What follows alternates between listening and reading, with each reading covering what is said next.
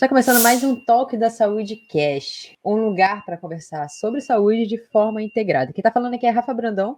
Pessoal, Edma Alves aqui mais uma vez. Muito obrigada por vocês estarem aqui numa segunda-feira tão especial para a gente, né, Rafaela? Muito especial, muito especial. Se você está ouvindo esse podcast, provavelmente você já conhece a nossa plataforma e a gente quer saber o que você está achando, hein? Mas antes, com certeza, já está seguindo a gente, né, Edma? Não, e já reparou que teve diferença, tá diferente. Alguma coisa nesse visual aí você já reparou. Caramba, as meninas mexeram no visual. Não o nosso, né? A nossa cara continua a mesma coisa.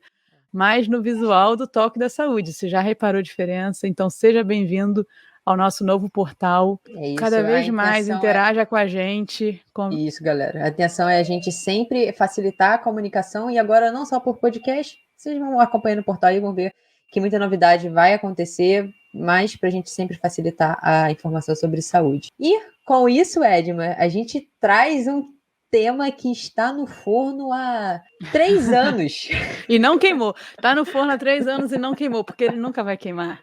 Que é um assunto que a gente grava podcast, né, Rafa? Mas nossas reflexões não ficam só por aqui. A gente conversa muito, a gente reflete muito, a gente tem uma visão muito crítica de toda essa indústria da saúde, de tudo que estão falando para vocês que vocês têm que fazer, tem que ser assim, tem que ter 120 de pressão, tem que ter 99 de glicemia, tem que ter. E a gente sempre vem aqui trazendo um olhar sobre o individual, sobre você fazer suas escolhas, você ser mais bem informado para você poder fazer suas escolhas. Então, a gente trouxe um convidado para, vamos dizer assim, abrilhantar as nossas reflexões sobre saúde e relacionar ela com o pensamento filosófico, com a ciência e entender todos esses desdobramentos no mundo moderno de hoje em dia. Então, acho que é sobre isso que a gente vai falar hoje. É sobre isso que a gente vai falar hoje, Rafa. É isso, nosso convidado é Edmur Paranhos. Edmur, muito obrigada por você ter reservado um tempo para falar com a gente sobre isso. Queria muito que você começasse se apresentando para a galera que ainda não te conhece, que eu acho difícil, tá? Duvido. Por favor. Boa tarde, tudo bem? Quer dizer, boa tarde, bom dia, boa noite, não sei exatamente que hora que o espectador vai estar assistindo o vídeo. Então, saudações, na verdade. Eu sou fisioterapeuta, minha formação é sobre Edmur Paranhos, minha formação inicial na área de saúde é na fisioterapia. Me formei numa universidade no Rio de Janeiro, chamada IBMR, Instituto de Medicina de Reabilitação, Instituto Brasileiro de Medicina de Reabilitação, que era uma faculdade que tinha cursos da saúde como fisioterapia, psicologia, ortóptica, que é um curso que a gente quase não vê, psicomotricidade, que também é um curso que a gente quase não vê, e fonoaudiologia, né? Éramos 5 na época que eu me formei. Então era uma troca muito interessante, porque era uma universidade pequena, então as pessoas se conheciam, e eram todas formações que estavam ali meio trabalhando na função, né? Então, o fisioterapeuta ele sempre vai buscar a saúde através da função do movimento. O fonoaudiólogo ele vai sempre buscar a saúde fonoaudiológica através dos movimentos, da interação com os músculos da fonação, na dimensão da tensão, na dimensão da contração. O ortopticista ele vai fazer a mesma coisa no âmbito dos movimentos oculares, então ele vai tentar trabalhar as questões associadas a problemas oculares com o movimento. E a psicologia, que ali não tem um movimento óbvio, mas também é um trabalho de alguma forma funcional, onde você vai trabalhar as suas reflexões, as suas perspectivas, através de linhas de cuidado que não são medicamentosas, por assim dizer, né? Então, era uma faculdade que tinha interação de várias áreas da saúde que dialogavam com um tipo de tratamento que não era de invasões químicas. Então, já dá um pontapé aí na nossa própria perspectiva de saúde, essa plataforma inicial de formação da onde eu venho. Somado a isso, eu fui monitor de anatomia na faculdade, então eu estudava muito a estrutura corporal, me interessava muito pela forma como a forma do corpo era e como ela vinha a ser. Esse sempre foi o meu maior entusiasmo dentro da faculdade, o entendimento da estrutura e o entendimento da função. Então, as aulas de anatomia, de biomecânica, de fisiologia, eram as minhas aulas favoritas na faculdade, né? E foram as matérias que me dava melhor até, por acaso. Dentro da faculdade, eu fui monitor de anatomia, de neuroanatomia, então era um lugar que eu sempre transitei bastante durante a faculdade, mesmo quando as pessoas já não estudavam muito isso, porque estavam preocupadas com outras matérias. eu estava ali vivenciando isso profundamente durante toda a faculdade, foi o período que eu fui monitor, né, dessas 2 matérias. E quando eu saí da faculdade, eu ainda ingressei numa pós-graduação de anatomia, que aí, por motivos ideológicos, talvez, políticos, eu decidi abandonar no meio do percurso. Não concordei com algumas coisas, mas, assim, o fato é que eu ter feito uma pós-graduação de anatomia também realça o meu interesse por essa dimensão do entendimento do corpo. E aí, pouco depois disso, eu comecei a me interessar por filosofia de uma forma cada vez mais forte, ao ponto de entrar num mestrado de filosofia da educação. Na fisioterapia, como eu tinha essa facilidade com a estrutura, com a função, esse entendimento, eu acabei desenvolvendo o que a gente chama de terapia manual, né? Então, eu me encontrei com fisioterapeutas que eram dessa área da fisioterapia, né, que a gente chama de terapia manual ortopédica hoje, e que eram osteopatas das primeiras turmas de osteopatia que o Brasil teve, né, ali no final da década de 80, início da década de 90. Então, todo o meu trabalho de cuidado, ele nasce também nessa coisa do entendimento da estrutura, né? A osteopatia, ela considera que a estrutura e a função, elas estão interrelacionadas. E todo o tratamento que a gente vai trazer para o paciente é um tratamento baseado nesse jogo, estrutura, função, né? Então, a gente tem técnicas manuais que visam uma melhora dessa relação. E nosso diagnóstico é todo baseado no que pode estar errado nessa relação, né? E aí, nesse caldo terapêutico, eu entrei no hospital, para trabalhar no hospital, e fui fazer experiência com terapia intensiva. E eu levei essa perspectiva para dentro da terapia intensiva, né? Na fisioterapia, a terapia intensiva ela está muito relacionada com ventilação mecânica, né? Então, o que um fisioterapeuta se interessa dentro da terapia intensiva, no geral, é ventilação mecânica. Então, é operacionalizar os ventiladores, avaliar quais são os melhores critérios, deixar o pulmão do paciente preparado para receber as pressões dos ventiladores, né? O que significa deixar ele limpo, deixar ele expansível. Então, todas as técnicas da área da terapia intensiva são voltadas para isso. E eu trouxe, naturalmente, na minha experiência com osteopatia e com terapia manual, essa minha formação de base, eu levei para a terapia intensiva algo que não existe normalmente na terapia intensiva, e comecei a me interessar pelo que estava em volta da ventilação mecânica, até como modo de chegar numa melhora da relação com a ventilação mecânica, mas usando terapia manual, usando técnicas osteopáticas, antes de me formar como osteopata. E aí teve essa experiência com a filosofia, e a experiência com a filosofia foi muito interessante, porque ela começou a me deixar mais crítico, tanto em relação a esse meu interesse pela identificação do que era a estrutura, como pela história da forma como o olhar da saúde foi se construindo ao longo do tempo, e como que isso podia influenciar o meu entendimento das coisas que eu já entendia e das coisas que eu passei a entender depois, assim como o entendimento de como que as relações políticas na área de saúde elas foram construídas. E também, assim, para coroar o próprio conceito de saúde, que é uma palavra que está na boca de todo profissional de saúde e, no entanto, não é problematizada.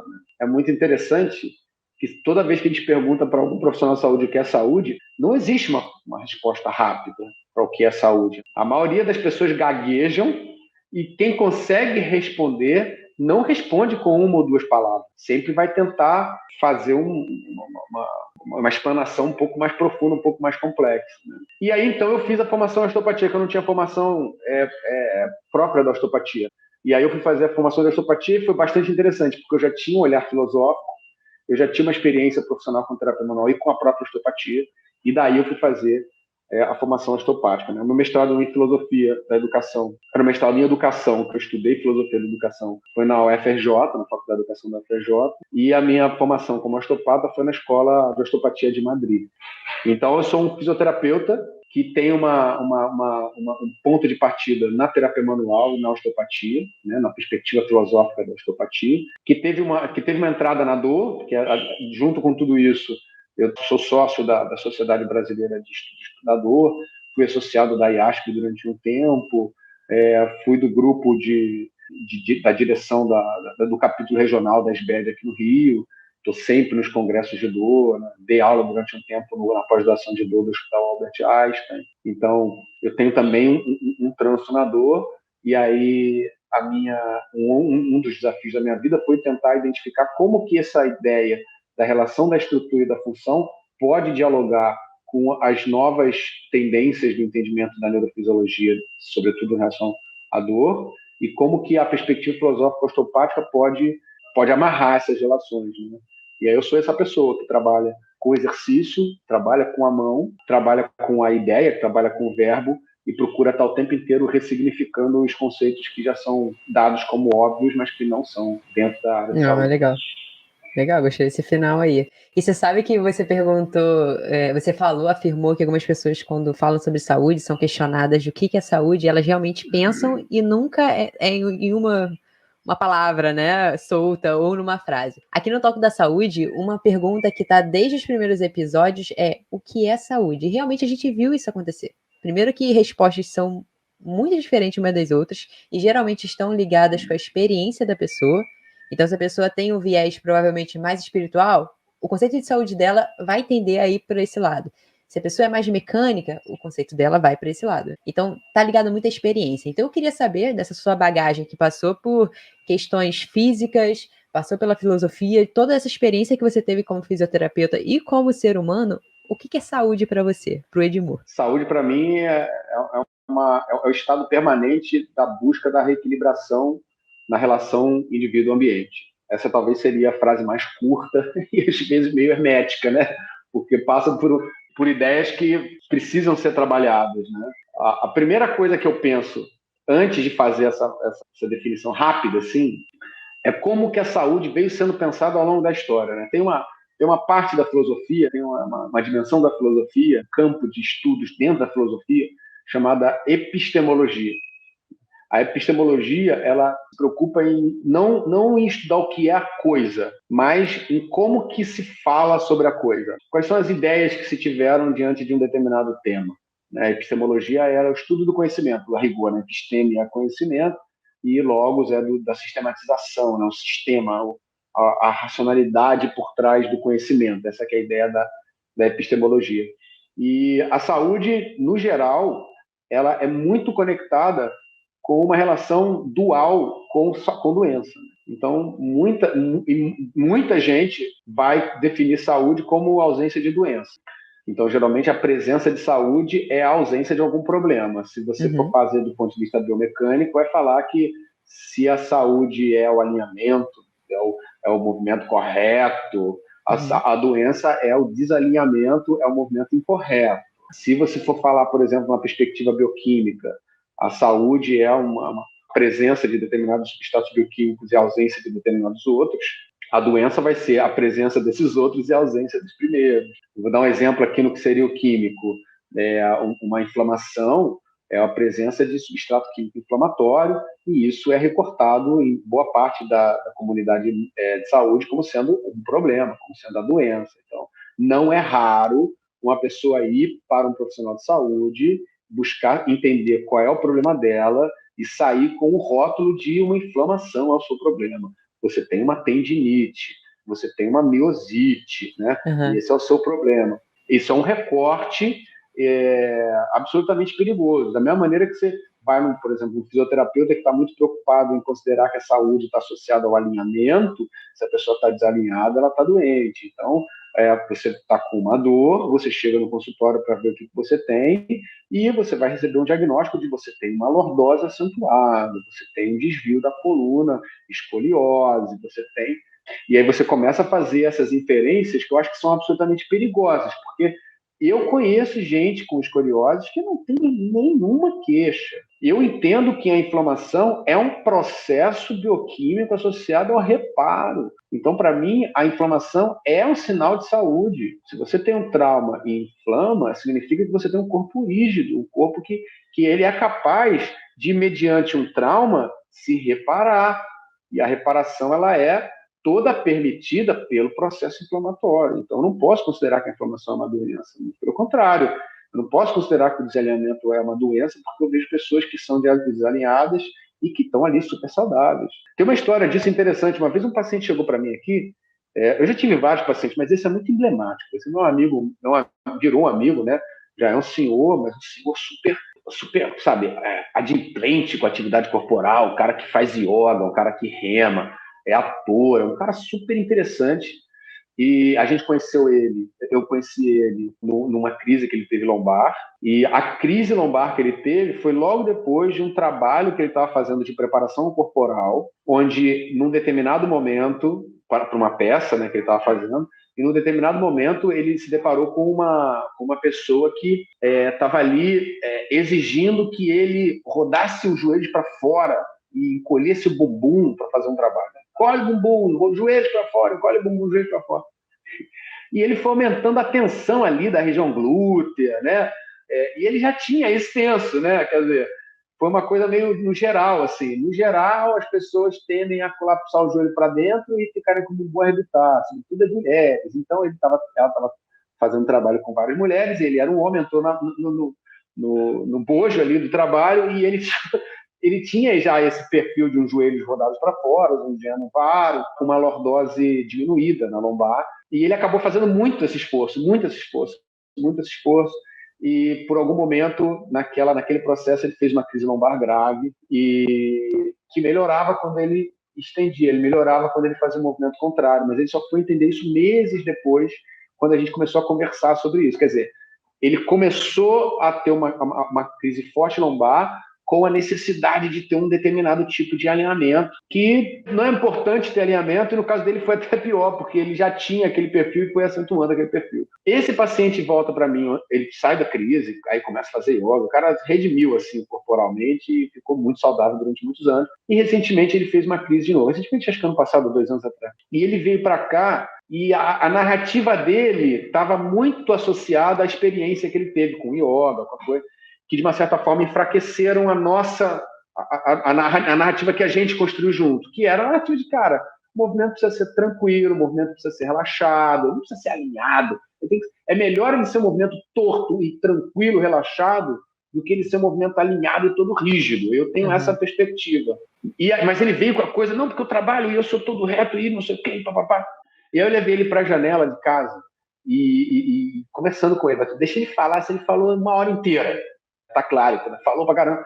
Aí depois eu terminou de falar, eu falei assim, vem aqui que eu vou te mostrar uma coisa. Aí eu apontei para ele para um poste que tem aqui na frente da janela, um poste. E eu olhei para aquele poste, assim, tá vendo aquele poste ali? Tô. Você acha que ele é alinhado? Eu disse, não, é alinhado. Aí eu apontei para uma árvore que estava do lado. Eu disse, e aquela árvore? E a árvore estava lá. Eu disse, não, a árvore não é. Aí eu falei assim, tá. E entre um e outro, o que a gente pode dizer que é orgânico, o que a gente pode dizer que não é orgânico, né? Muito bom. Então, assim, muita gente vai definir a saúde como a presença do alinhamento e a doença como a ausência do alinhamento.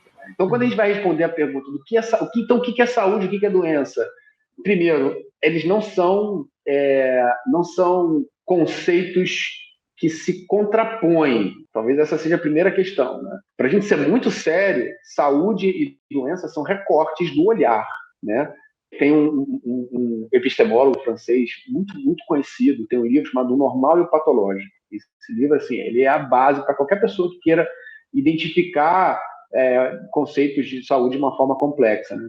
E ele vai falar que assim, a saúde e a doença são absolutamente problemáticos na história do conhecimento. Ele diz, por exemplo, que existem perspectivas quantitativas e perspectivas qualitativas. E ele vai dizer, como exemplo de quantitativa, um problema que é da epistemologia assim, da epistemologia da saúde, da ideia da saúde, uma perspectiva epistemológica. Ele vai dizer que tem um pensador na saúde, um fisiologista, que é fugiu o nome dele agora, um francês, que ele dizia o seguinte: existe a saúde numa determinada contagem, por exemplo, de glóbulos brancos. Então, o que é a saúde dos glóbulos brancos? É assim, ó, daqui para cá é saúde. Se você tem pouco, você tem uma leucopenia. Isso é um estado patológico. Se você tem muito, você tem uma leucocitose, é outro estado patológico. Então, saúde é quando você tem daqui até aqui do número de leucócitos, tá? Exceto, aí começam os problemas, exceto quando a pessoa acaba de almoçar. Quando a pessoa acaba de almoçar, ela tem o que a gente chama de leucocitose digestiva, porque assim, os glóbulos brancos aumentam logo depois que você almoça. E isso não é doença, isso é um estado fisiológico. Quer dizer, então ele já começa a relativizar a regra que ele colocou antes, né? Uhum. E o mais interessante é que, muito depois dele, vai aparecer um instituto também na França, chamado Instituto Soleil, se não me engano, que é de nutrição, que vai dizer o seguinte, que nem toda alimentação proporciona leucocitose digestiva. Então, comer carne é patológico, porque isso provoca uma leucocitose que, se você come grãos, você come semente, você não vai ter. Então vai ter sempre essa discussão do recorte. Vocês falaram ali da glicemia, não param de diminuir o número da tolerância à presença da glicose para dizer que é uma pessoa diabética, que é pré-diabética, começa a aparecer esses rótulos e tal. Então, a saúde, na verdade, ela é esse processo de relação. Então, por exemplo, se eu acabo de comer um doce, eu vou ficar hiperglicêmico. E isso não faz de mim um diabético. Isso não faz de mim um diabético. Se eu como doce de uma forma crônica, eu vou ter uma análise da minha glicemia aumentada. Eu vou ter muito mais dificuldade de metabolizar esse excesso de açúcar, porque, na verdade, meu corpo vai se acostumar a ter excesso de açúcar. Então, eu não posso dizer que isso é uma doença, porque isso é uma adaptação do meu corpo. Muitas vezes assintomáticas. Então, a pessoa não vai considerar que é uma doença. Para ser doença, precisa ter a consideração do cara que é doente. Ele precisa dizer que ele precisa sentir o problema, ele precisa... Então, é complicado, porque não é só um rótulo que você aprende no livro, é um processo de negociação.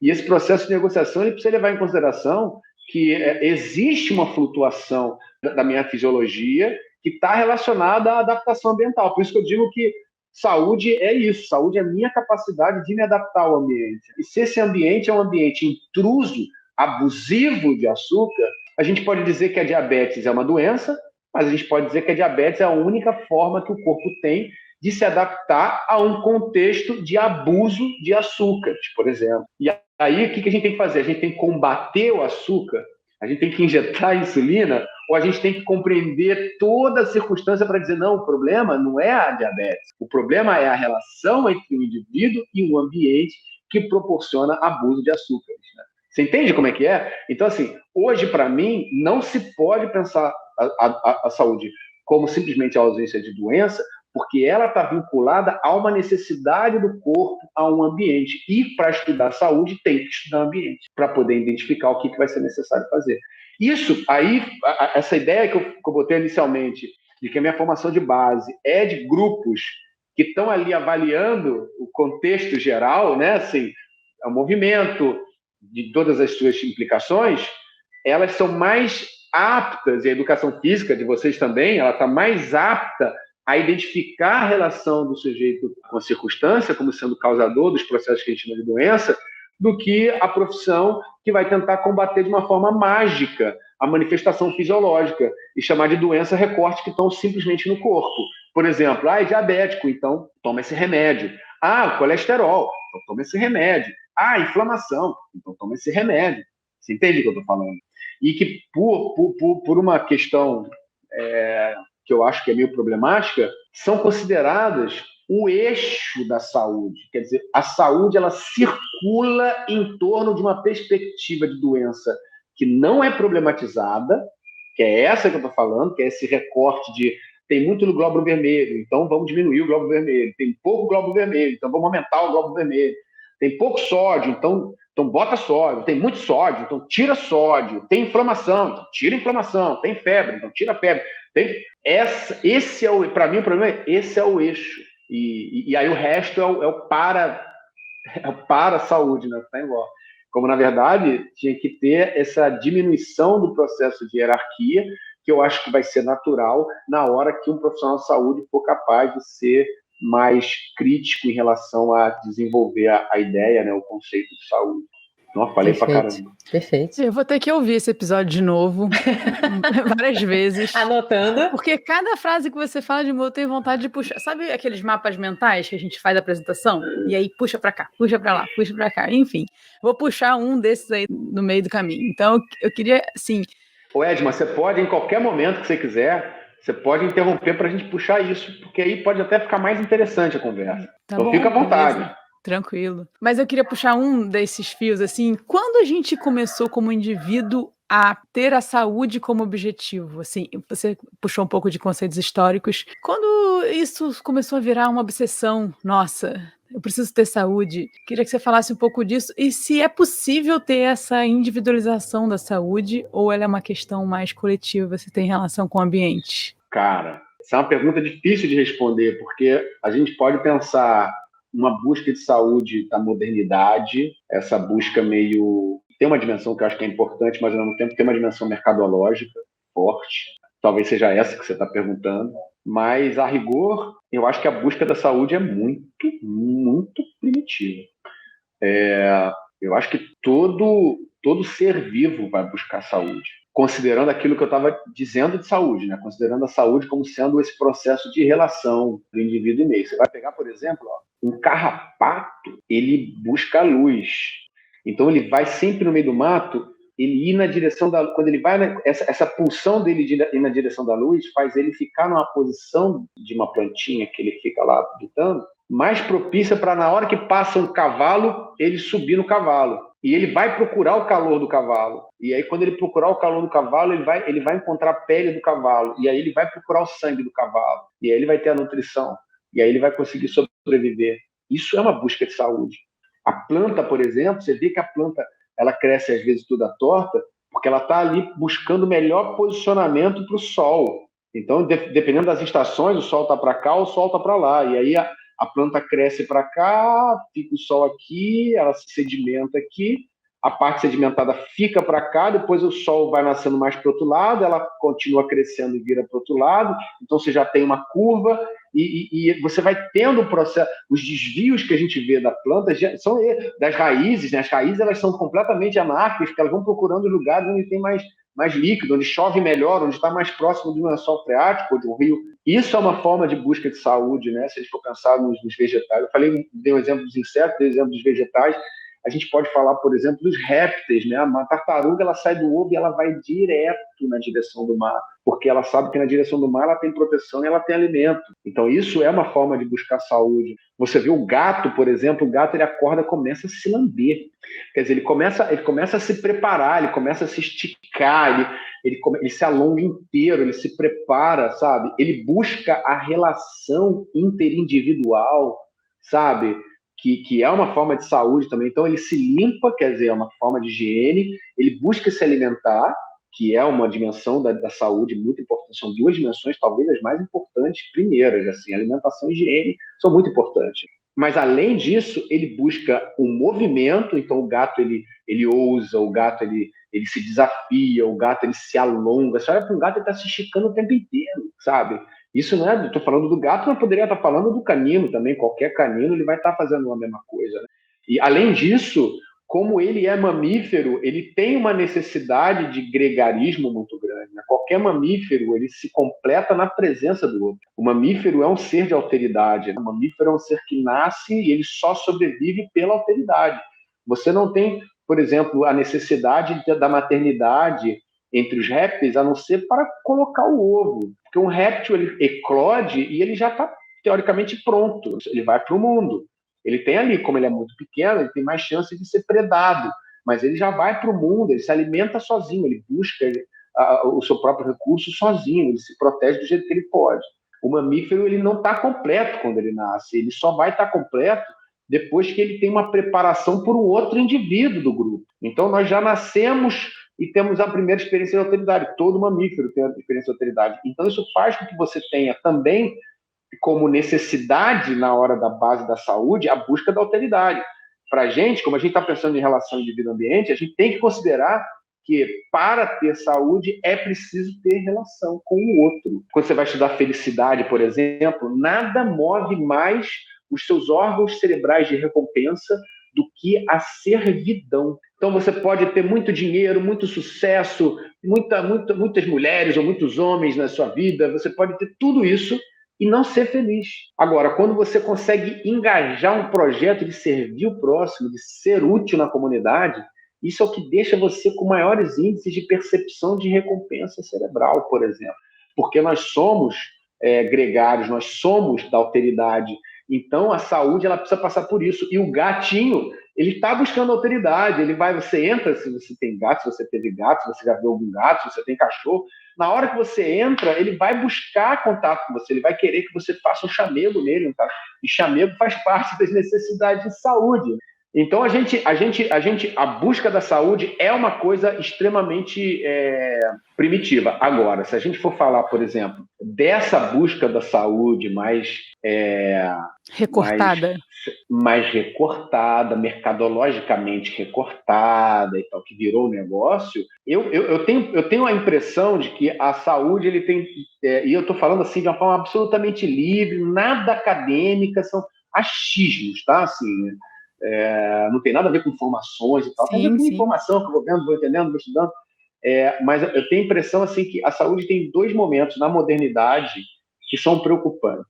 Tá?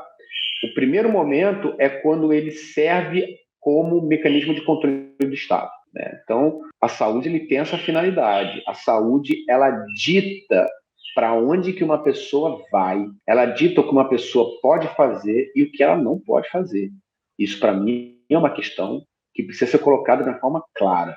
A saúde é uma forma de castração individual numa sociedade de Estado. Então, um governante, ele pode dizer o que você vai fazer no seu corpo, mesmo que você não queira. Tá aí, por exemplo, a discussão das vacinas. As mais recentes são as vacinas. Tem gente que não quer ser vacinado e tem gente que quer ser vacinado. E a vacina é uma coisa legítima. A saúde é uma dimensão legitimada para você pegar e falar assim, não, todo mundo tem que ser vacinado, independente de querer ou não.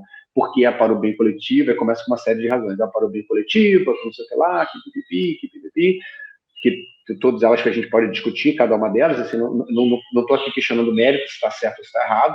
Eu só estou dando um exemplo de como que a saúde ela é legitimada para dizer o que um Estado vai obrigar um cidadão a fazer.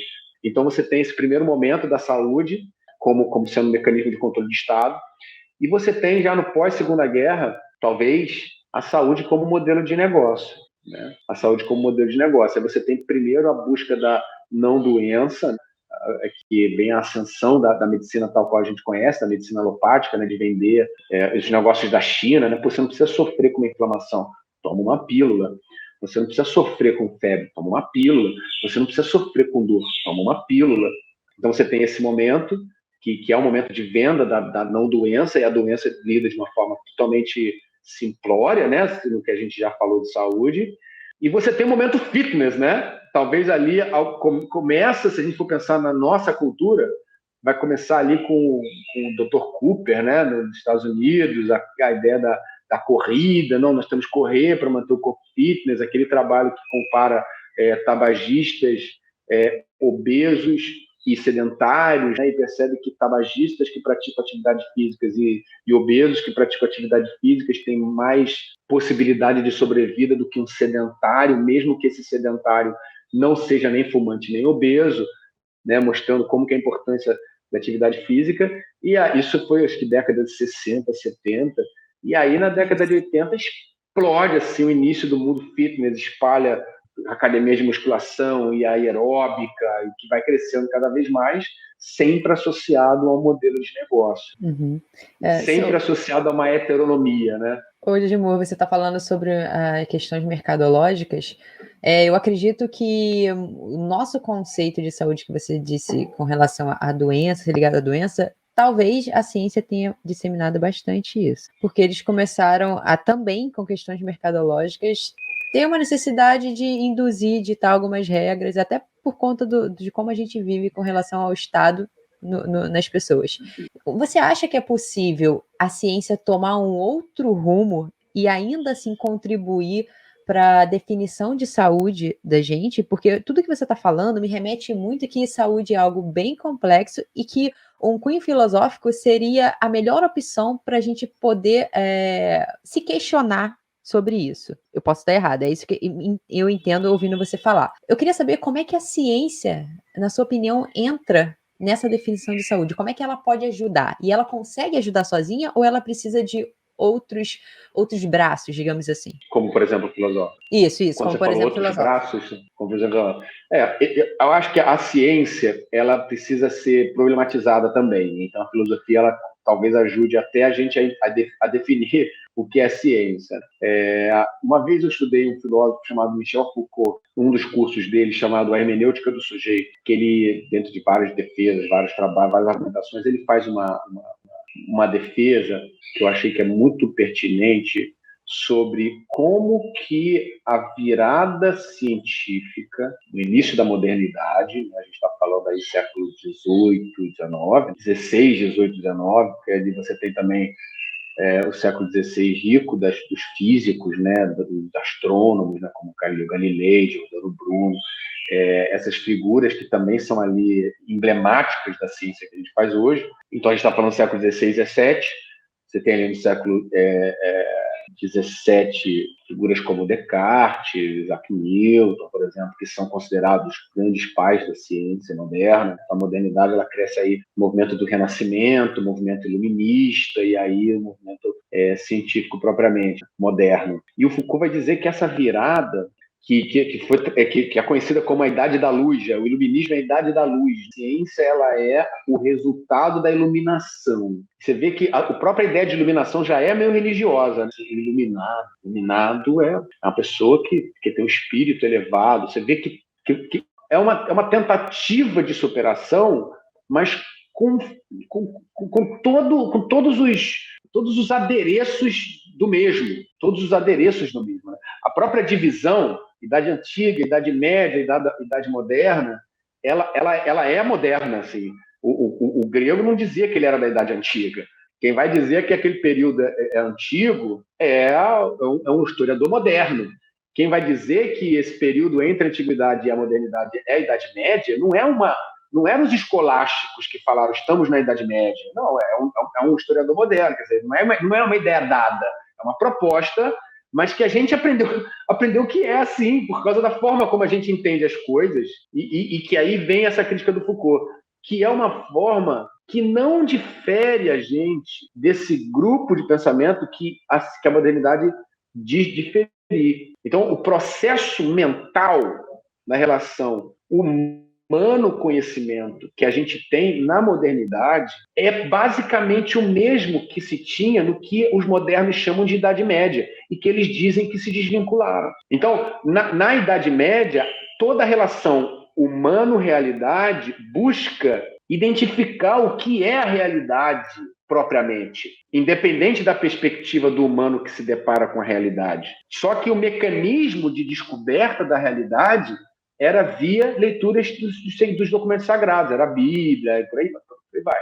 Era a Bíblia que dizia o que era a verdade. E aí, com o crescimento das escolas liberais, é uma história super interessante, mas que eu vou poupar vocês nesse momento, né? Você tem uma relação humano-verdade que já começa a questionar ser intermediada pelas leituras sagradas e começa a ser intermediadas por outros mecanismos, como, por exemplo, métodos matemáticos. Então, eu vou dizer que não só a igreja errou ao dizer que a Terra é plana e que o Sol passa em volta da Terra, como é a Terra que vai em volta do Sol. E eu vou dizer isso por quê? Porque eu tenho uma régua aqui, quando eu meço a distância da estrela, a angulação da estrela com o meu astrolábio, com a minha bússola, com não sei o quê, com os apetrechos da época, eu posso dizer que é o Sol que fica parado. E eu posso antever o comportamento dos astros com esse tipo de cálculo. Ou seja, eles disseram que a igreja estava errada com a verdade delas, porque eles descobriram outra forma de descobrir a verdade, de desvelar a verdade. Então, ótimo, trouxeram problematizações. Porém, teve uma coisa que não foi problematizada. A verdade está lá para ser descoberta.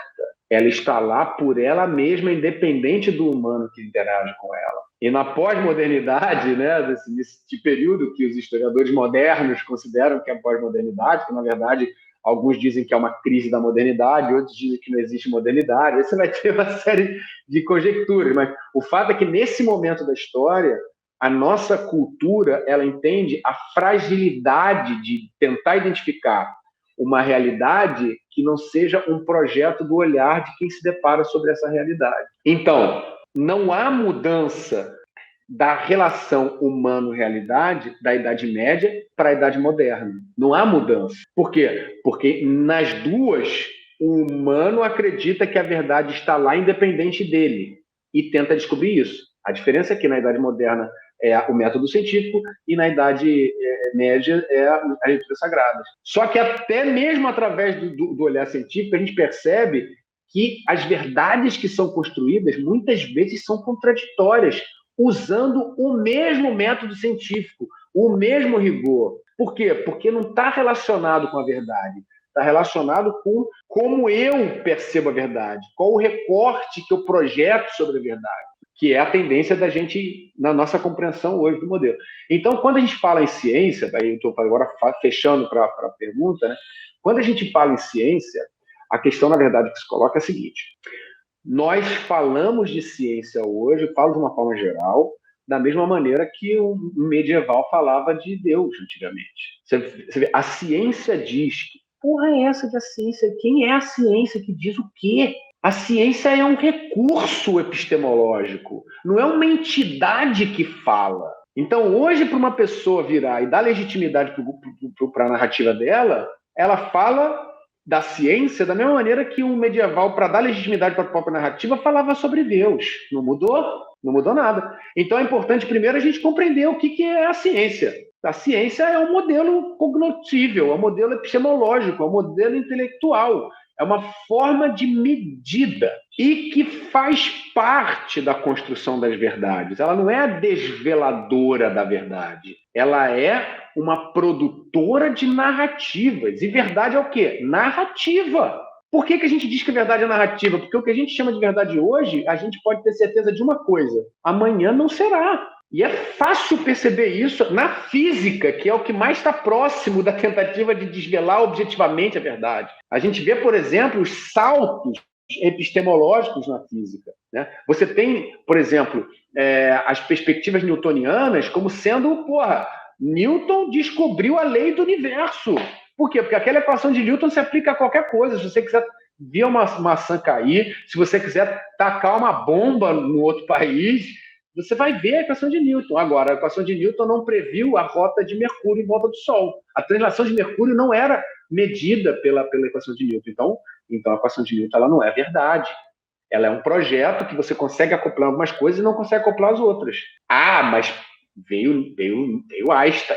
Veio Einstein com a teoria da relatividade. O cálculo einsteiniano conseguia medir a queda da maçã, conseguia medir uma bomba que você joga de um lado para o outro do mundo, conseguia medir, inclusive, a translação de Mercúrio. Então, agora é a verdade. Não, mas quando a gente começou a identificar o subatômico, não dava para prever o comportamento das partículas atômicas com os cálculos de Einstein. Então, peraí, a gente está aí migrando de paradigma. Agora a gente está no paradigma quântico. Por quê? Porque todas as equações da física quântica chegam mais próximas disso. Mas percebe? Chegar próximo significa o seguinte: o Sol não nasce porque o galo canta. O galo canta porque o Sol nasce. Uhum. Então, o que a gente fabrica não é a identificação da verdade. É um modelo de entendimento, é uma narrativa que vai servir para a gente produzir material, que faz a gente ser um pouquinho mais especial do que os outros primatas, que também produzem material, que também produzem ferramenta. A gente só produz mais ferramenta.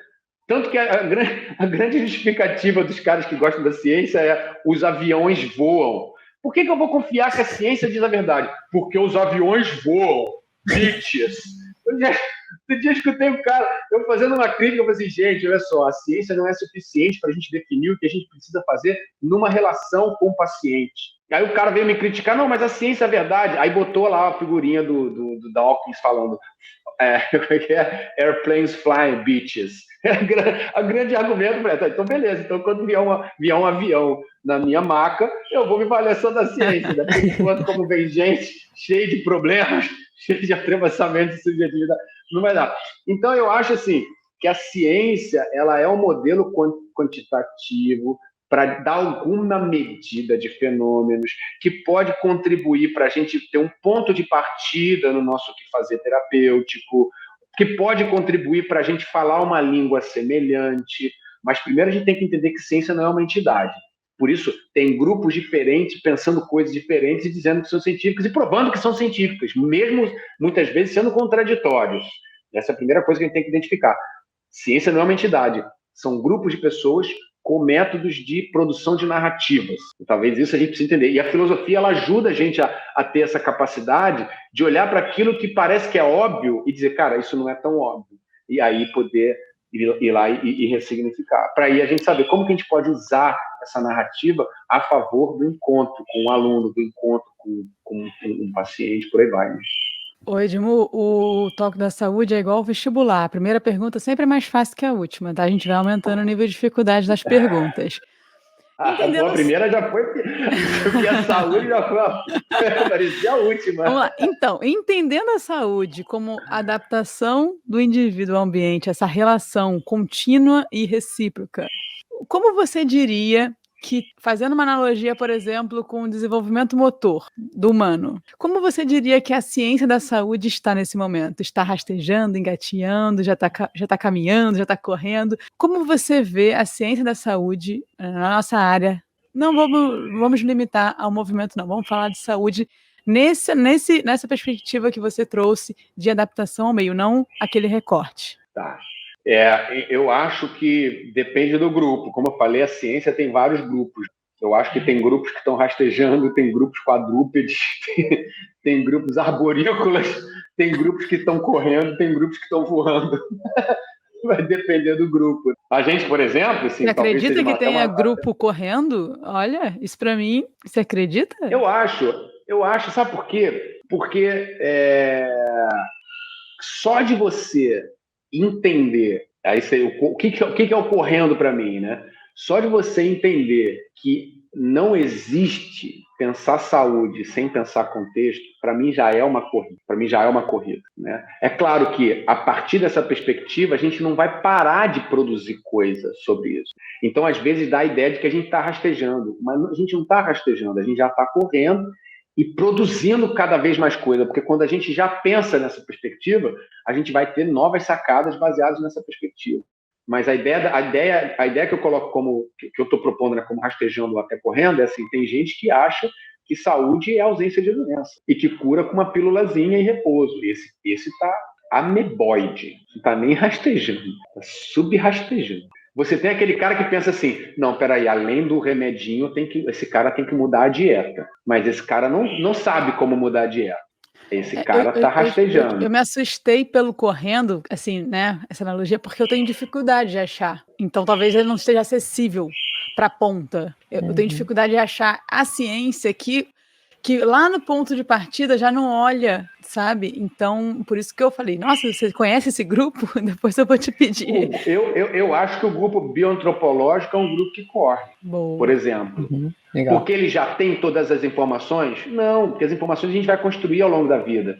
Mas porque ele já entendeu que eu não posso sacar a motricidade humana se eu não fizer uma compreensão filogenética, se eu não tiver uma compreensão embrionária, ontogenética, sabe? Eu não posso entender saúde se eu não entender que meu corpo ele surge por uma demanda ambiental, sabe? Eu tenho um bipedismo tão proficiente porque em algum momento eu precisei correr, porque em algum momento eu entrei no deserto, porque em algum momento eu precisei me distanciar de determinados tipos de predadores, porque eu encontrei vantagens físicas de um determinado tipo de ecossistema, e isso foi modificando, foi selecionando, foi aprimorando, selecionar e aprimorar. Então, eu já penso isso. Eu sei, nós nos conhecemos no ambiente bioantropológico, do nosso amigo lá, do Santo Urbano, queridaço e saudoso, né?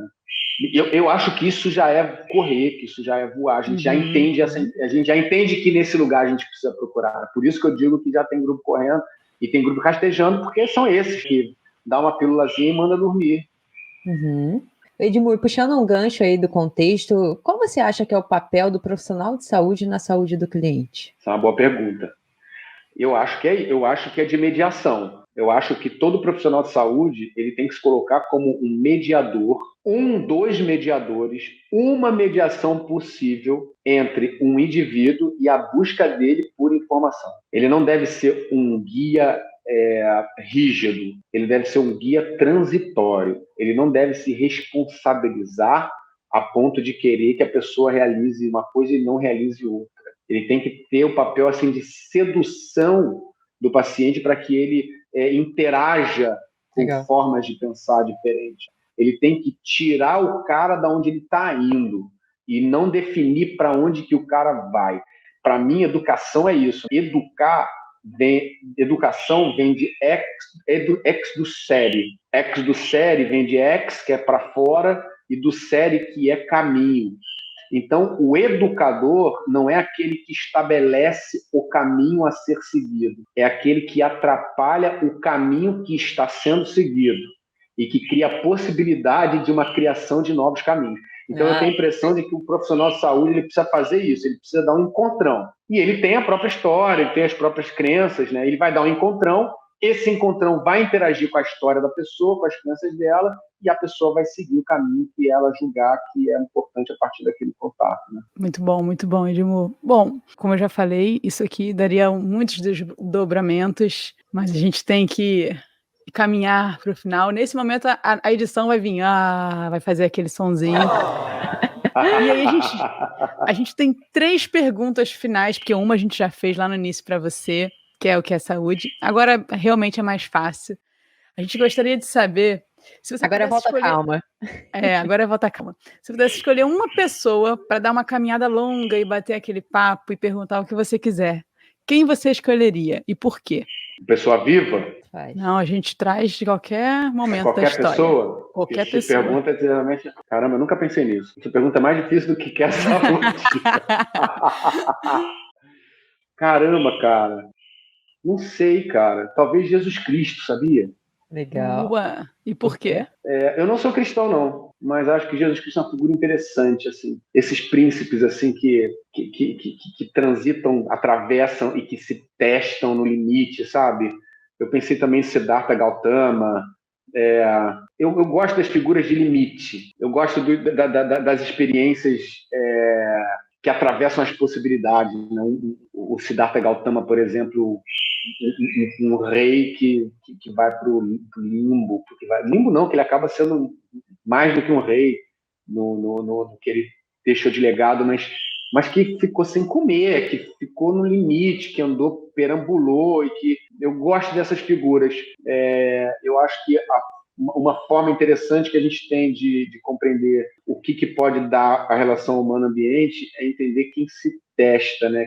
Diógenes. Talvez andaria com Diógenes, a figura da Macedônia. Assim. Olha, já cedi, já foram 3, eu vou ter que encerrar essa resposta, que está ficando já muito grande, era um só, tô brincando. Tá virando a festa.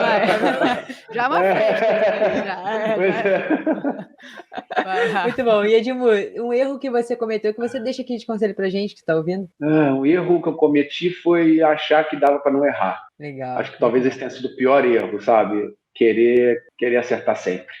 Acho que é o pior erro. Edmur, tu sabe que essa pergunta é do talk antigo, mas eu estava curiosa para a resposta do Edmur, né? Então desculpa, gente, eu voltei com essa pergunta que ela não era. Mas agora sim a gente vai entrar na pergunta final dessa temporada.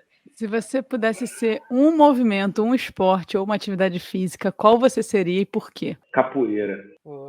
Seria capoeira. Porque a capoeira, ela é tudo, né? A capoeira, ela é a dança, ela é a música expressada, ela é a luta, ela é o jogo, ela é a brincadeira, ela é a complementariedade, ela é a ocupação do espaço que tem e a desocupação do espaço que não tem, ela é a aceitação da responsabilidade de quem sofre, de autonomia. Ela é a luta do mais fraco com o mais forte, ela é o cair no chão e levantar rápido, ela é não chorar porque foi o outro que derrubou, mas porque foi você que caiu. Legal, muito bom. Muito bom. Gosto de capoeira também. Só na minha vida era perfeito. Vou fazer um dia. Vamos fazer, sempre é tempo. Claro que é. Edmur, eu sou um goleiro. Espírito de um goleiro. A gente queria muito agradecer a sua participação. Acrescentou muito, eu acredito que tem quem está ouvindo também, sem dúvidas. Queria saber onde é que a gente te encontra, tá? Rede social, espaço físico. Eu atendo num consultório em Botafogo. Eventualmente eu vou a domicílio, mas é raro. Eu estou no Instagram, tenho um perfil no Instagram, @EdmurParanhos.